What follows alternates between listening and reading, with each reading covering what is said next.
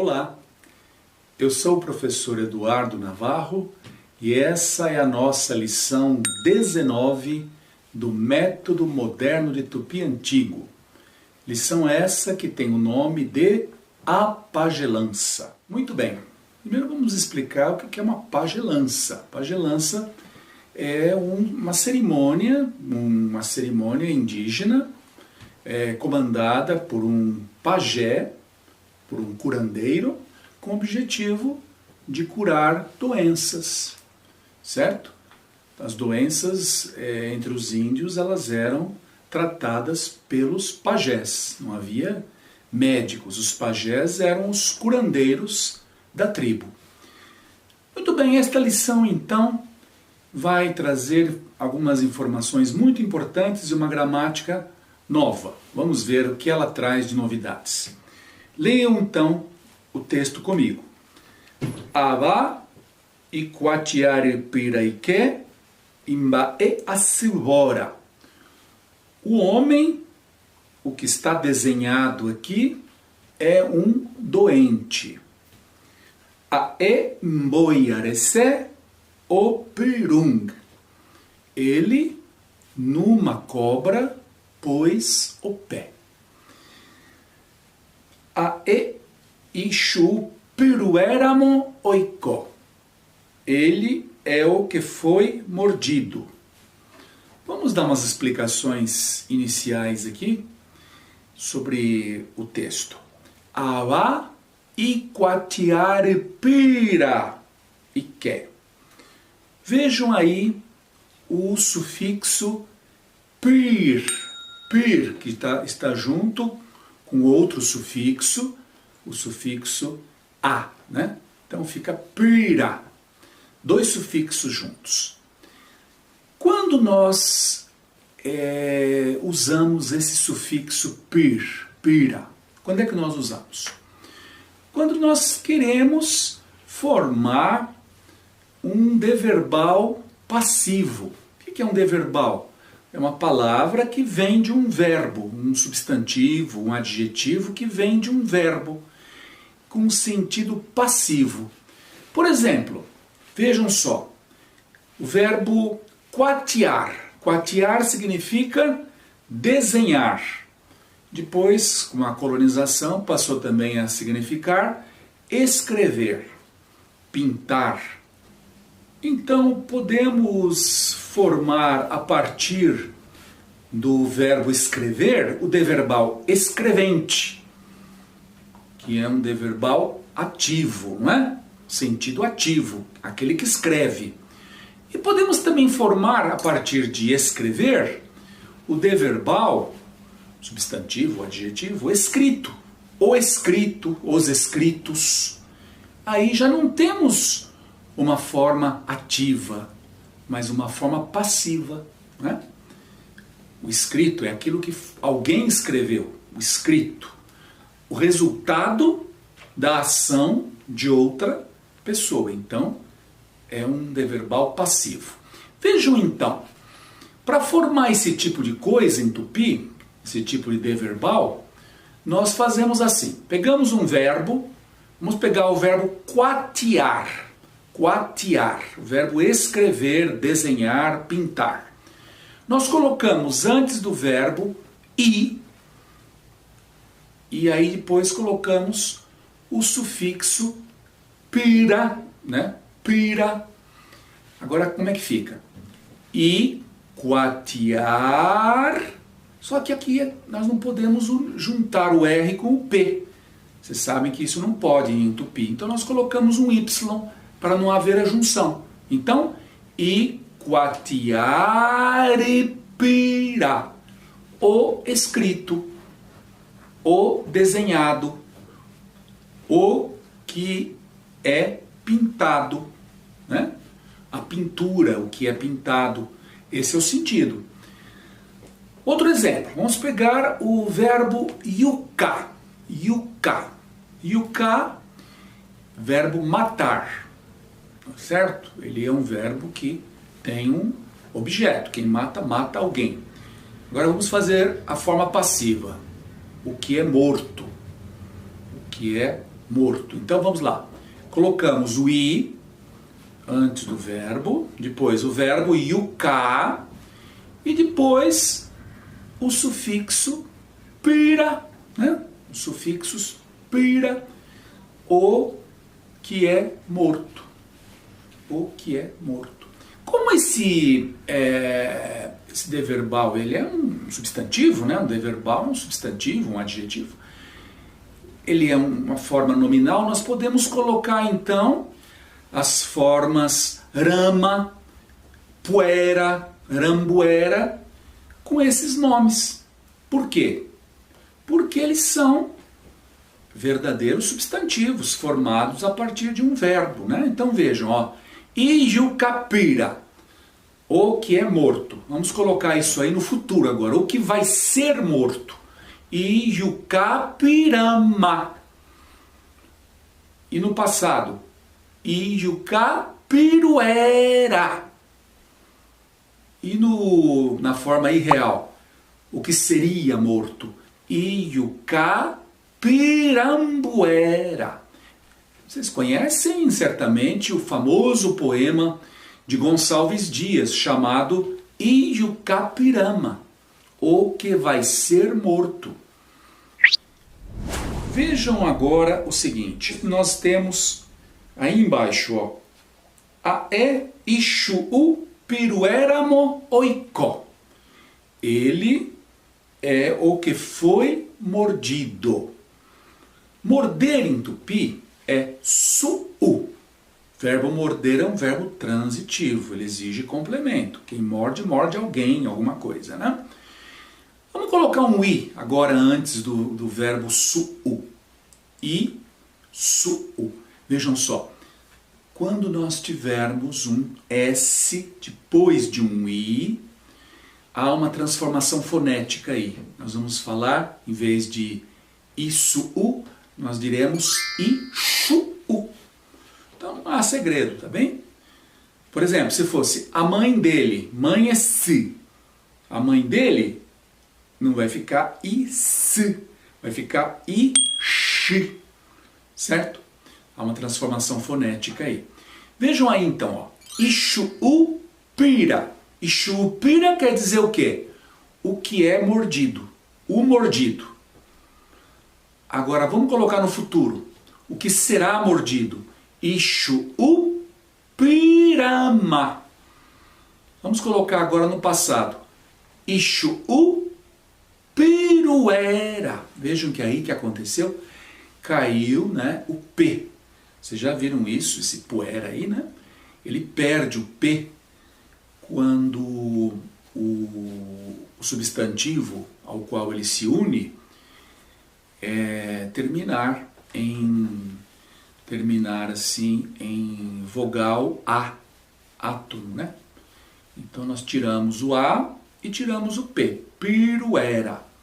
Agora vejam uma coisa aqui curiosa. Ae ixu'u piruéramo oiko. Vejam aí.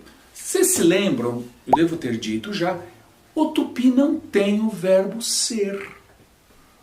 Entenderam? Nós não temos o verbo ser em tupi. Eu posso então fazer uma construção em tupi que vai substituir o verbo ser. Em vez de dizer assim, ó, ele é professor de Pedro. Eu vou dizer assim em tupi, ele está como professor de Pedro. Eu posso dizer dos dois jeitos. Eu posso dizer ae Pedro, né, emboessara. Posso dizer isso. Agora posso dizer também assim, ó, ae Pedro emboessáramo oiko. Ele está como professor de Pedro. É uma forma que o tupi admite para poder substituir, né, um verbo ser que não é usado, certo? Então é isso que o tupi faz. Vamos ver então o que aconteceu aqui, ó. Ae ixu'u piruéramo oiko. Ele como o que foi mordido está. Ou eu poderia dizer também somente a e chu u piruera. Tá ótimo, tá correto também. Entenderam? Nós estamos mostrando isto porque isto aparece também nos textos antigos dos missionários, não é? Porque os índios costumavam fazer isso também. Tá bem? Então, vejam aqui então na primeira linha ainda, ó. A emboiarecé o pirung. Emboiarecé o pirung. Vejam aqui uma coisa importante. Ele, numa cobra, pôs o pé. Pé em tupi é pi. Então a frase ficou assim, ó. O pirung, pôs o pé. E o que vocês viram antes aí? A emboiarecé. Ele, numa cobra, pôs o pé. Vejam aí. Cobra não é um lugar. Não é um ser vivo. Ocupa um espaço, mas não é um lugar geográfico. Certo? Não é um lugar geográfico. O meu corpo ocupa um espaço, mas não é um espaço geográfico. Então, quando acontecer isso, nós podemos usar, além da aposposição P, que significa em, né? Podemos usar também a posposição recé. Ela só é usada com sentido de em quando o lugar não tem um significado geográfico. Por exemplo, no corpo de alguém. Na cabeça, por exemplo. Ó. She akanga recé. Na minha cabeça. Na cobra. Pôs o pé na cobra. Cobra ocupa um espaço, mas não é um lugar que tenha natureza geográfica, não é? Então eu falo emboiarecé. Emboiarecé. Por exemplo, na cruz. Nós vamos encontrar muito nos textos missionários isso escrito, né? Jesus morreu na cruz. Então, ibirá yoassava recé. Na cruz. Porque cruz não tem um significado geográfico. Né? É um objeto assim de pequenas dimensões, não tem um valor geográfico. Agora, se eu disser assim, ó, na terra, terra em tupi é ibi. Eu não vou dizer jamais ibirecé. Não posso. Porque ibi tem um significado geográfico. Né? Ibi. Por exemplo, no mar. Não vou também dizer Paranã-recé, certo? Não posso dizer isso. Vou dizer Paranã-me. Assim como não vou dizer Ibirecé, vou dizer Ibipe. Eu vou dizer agora Paranã-me. O me por causa da nasalização da posposição P. Né? Depois de uma nasal, Paranã-me. Por exemplo, se eu quero dizer assim, o pássaro está na mão de Pedro. Eu posso dizer, então, guirá oin, ou então oicó, né? Pedro pó recé, ou guirá oicó, Pedro pó p. Então eu posso usar das duas maneiras.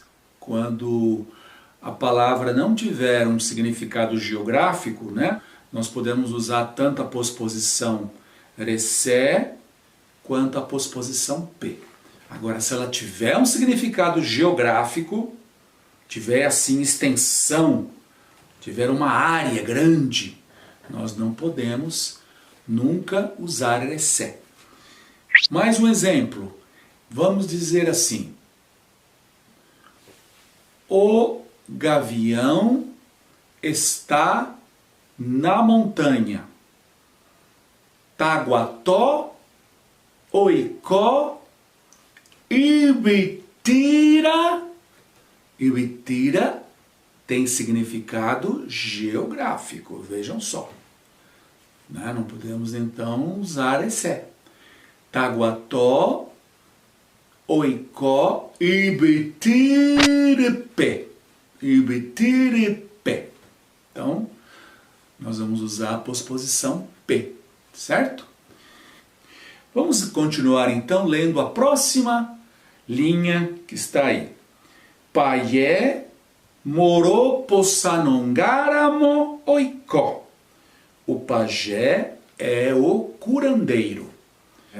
Está escrito literalmente aí, o pajé como curandeiro está. Poderia dizer também, pajé morou possanongara. Está perfeito, é o curandeiro. Agora, eu posso dizer também, o pajé como curandeiro está. Pajé morou possanongaramo oicó. Essa é a posposição ramon. É uma posposição que não tem acento. Ela é átona, ela se apoia foneticamente na palavra anterior, tá? Se a palavra anterior terminar com um A átono, como morou possanongara, terminou com A átono. Eu tiro esse sufixo A aí, tiro o R do ramon e fica então morou possanongaramon. Entenderam? Então ramon é como, na condição de, certo? Ele tem esse significado aí. Eu uso então o ramon e o verbo estar, icó. Pajé morou possanongaramo oicó. O pajé, como curandeiro, está. Próxima frase. Imbae assibora pajé supe oinhe motimbó. Timbó, o car. O doente, imbae assibora. Imbae assi é doença. Imbae assibora é o doente, aquele que tem doença, tá?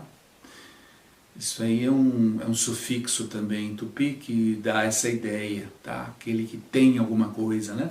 Imbae assibora. Imbae assibora, paié supé, o doente ao pajé, onhe motimbó, timbó, onhe motimbó, timborucar. Ordena que o fique defumando. Vocês sabem como é que os pajés curavam as doenças? Ou pelo menos como tentavam curar as doenças? Sempre produzindo fumaça.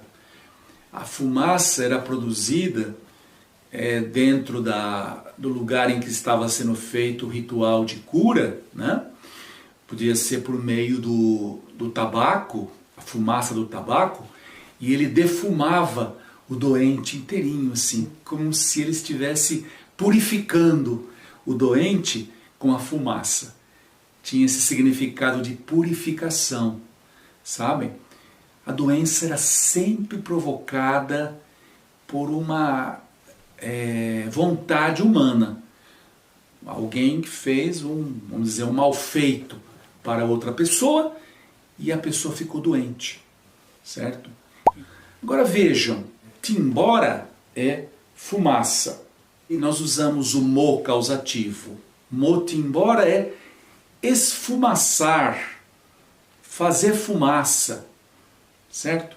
E se eu reduplicar isso aí, timbó, timbor, aí vai ser o verbo defumar, ficar pondo fumaça sobre alguma coisa ou sobre alguém.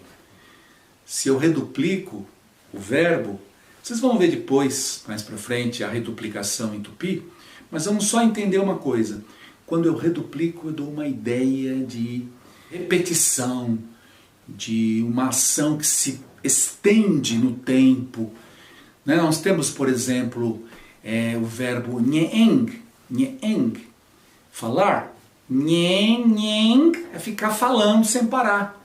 é o sermão, nhen, nhen, né? É a reduplicação, certo?